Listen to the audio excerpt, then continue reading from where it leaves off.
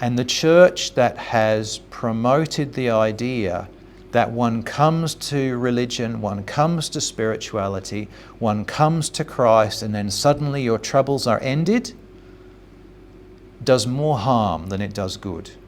God, of course, being our creator, has no need to test us in actual fact. God knows us more intimately and deeply than we know ourselves. So as I said before, I want to talk about this word, temptation. And I just wanted to think first of all about some of the ways we think about temptation in everyday life. The first one is a relatively superficial view of what temptation is. It's when we want something that we know we shouldn't have. So we might think of it like a piece of chocolate cake. We might think about it in terms of engaging in gossip. We might think about it in terms of stealing something because the opportunity is there and we think we won't get caught. We think of all of these things as temptation.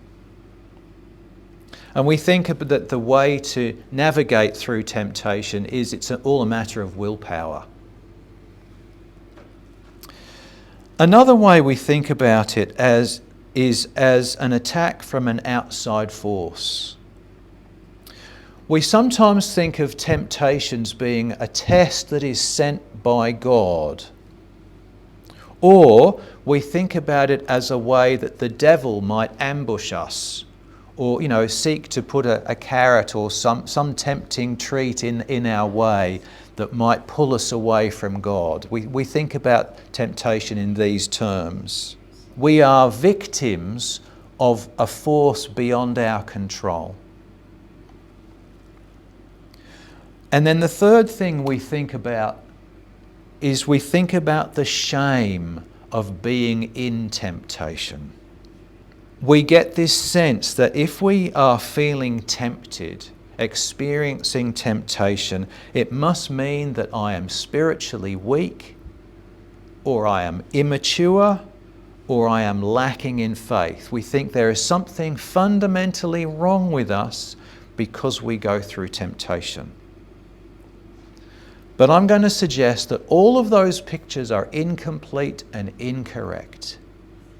There is an entirely different way of looking at temptation, one that is much more useful for us to use, to grasp and to understand. And I think temptation is the means of our healing. So let's explore these ideas. Now, in some senses, this picture of the chocolate cake is close to what temptation really is, but it's a very superficial view. It's not just a simple choice, and it's not a one-off event. It's something that we enter into and we go through, often over a long period of time, and it tests us again and again and again. It's a deep inner struggle to do with our loves.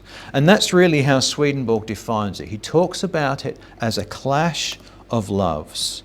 So he says, temptation is the distress and anxiety caused by things that clash with a person's loves. Very simply, that's what temptation is. And it repeats over and over again. It is a wrestling match between two forces within us that want to pull in different directions. And I think we see it very well illustrated in that reading about Jacob wrestling with God. You see, when that takes place, Jacob, as I said before, is on his way to meet his brother Esau. Esau, whom many years before Jacob had swindled, essentially, out of his birthright and his blessing. And you can all imagine, can't you, I'm sure, the situation of recognizing that you've done something wrong in the past and you are going to meet the consequences of those actions, uncertain about the way the person you have wronged is going to treat you when you meet for that first time. The natural is particularly subjected to temptations when it is to receive the spiritual. For in it, that's the natural, reside evils of life and falsities of doctrine. So of course this is a difficult experience for us to go through. I will just mention at this point, 2 years ago we did the series on the letters to the 7 churches of Revelation, the first couple of chapters of Revelation. And if anyone is interested, this particular one, which was the address to Pergamos, has a lot of relevance here because this was the church that is subject to temptation. So it's one to check out if you want to have a look at something a little bit different in the week ahead. I want to then move on to the idea that God is the one who presents this test, or perhaps it's the devil that presents the test. The thing about this image is that God, of course, being our creator, being omnipotent, omniscient, omnipresent, has no need to test us in actual fact. God knows us more intimately and deeply than we know ourselves. So the idea of God needing to impose a test upon us is wrong.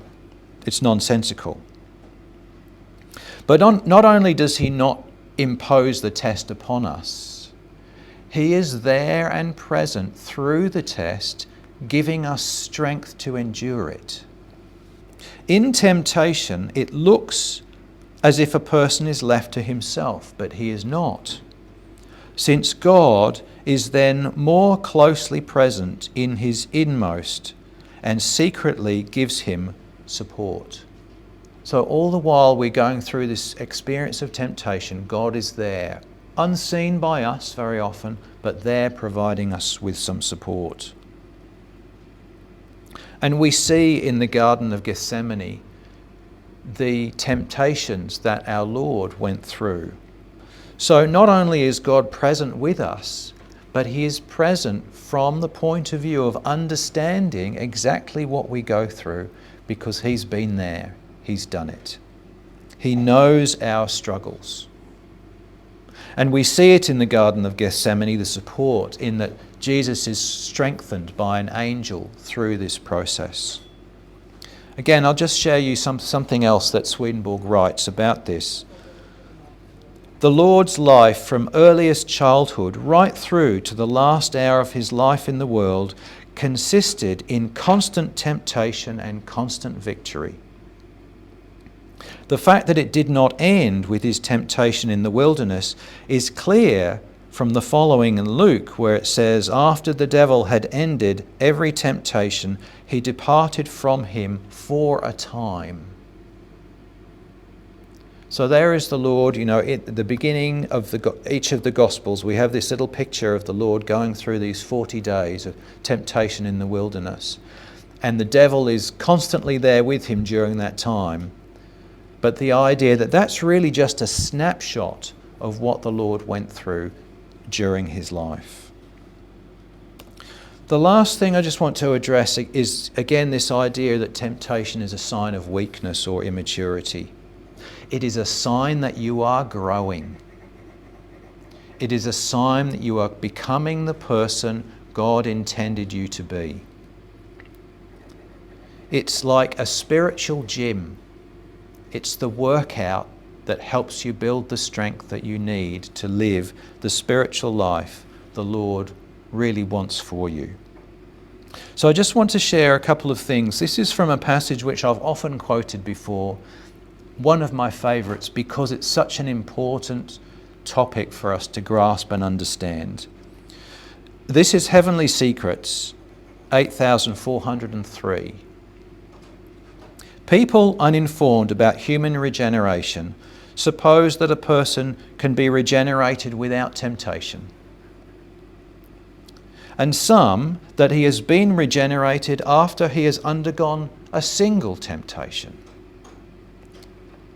But let it be known that no one can be regenerated without temptation, and that he suffers very many temptations following one after another.